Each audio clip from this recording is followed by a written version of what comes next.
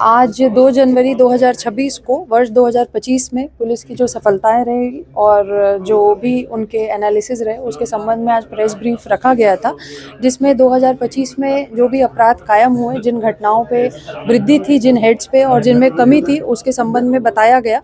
और 2025 की कुछ विशेष सफलताएं रहीं, जिसमें राजनांदगांव जिला जो है नक्सल मुक्त हुआ, उसके संबंध में बताया गया। साइबर के काफ़ी अच्छे प्रकरण जो सुलझाए गए उनके संबंध में बताया गया। और 2024 और 25 के तुलनात्मक आंकड़े, जिसमें 2024 में किन हेड्स में कितने क्राइम थे और 2025 में कितने क्राइम थे, ताकि इससे एक ट्रांसपेरेंट तरीके से ये बताया जा सके कि किन हेड्स में वृद्धि हुई है, किन हेड्स में कमी आई है। इसको लेकर के आज प्रेस वार्ता रखी गई थी।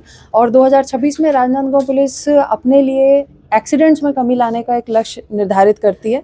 तो हम प्रयास करेंगे कि नागरिकों की समझदारी से और सूझबूझ से वर्ष 2026 में एक्सीडेंट्स में कमी लाई जा सके। एमएमसी जोन जी, एमएमसी जोन के संबंध में सभी के लिए खुशखबरी है कि यहाँ पे जिला ये रेंज जो है वो नक्सल मुक्त हो गया है और राजनांदगांव भी नक्सल मुक्त हो गया। तो ये एक सबसे बड़ी सफलता वर्ष 2025 की रही राजनांदगांव के लिए। कैसे कौन से मामले हैं जो बड़े मामले थे जो सुलझ गए हैं और ऐसे कौन से मामले जो अनसुलझे हैं?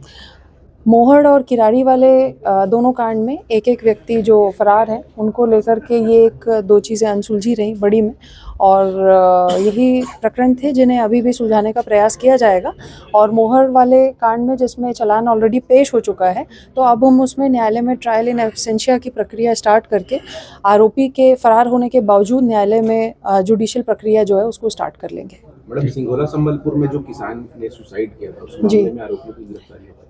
जो सिंघोला वाला प्रकरण था जिसमें पुलिस ने तत्काल उनके सुसाइड नोट पे एफआईआर कायम किया था, अभी उसकी रिपोर्ट फॉरेंसिक में गई है। हैंडराइटिंग को पहले मैच करना पड़ेगा ताकि ऐसी कोई चीज़ ना हो कि आरोपी को अरेस्ट कर लिया जाए और फिर बाद में हैंडराइटिंग मैच ना हो। तो हैंडराइटिंग रिपोर्ट आने के पश्चात ही उसमें अरेस्टिंग की जाएगी।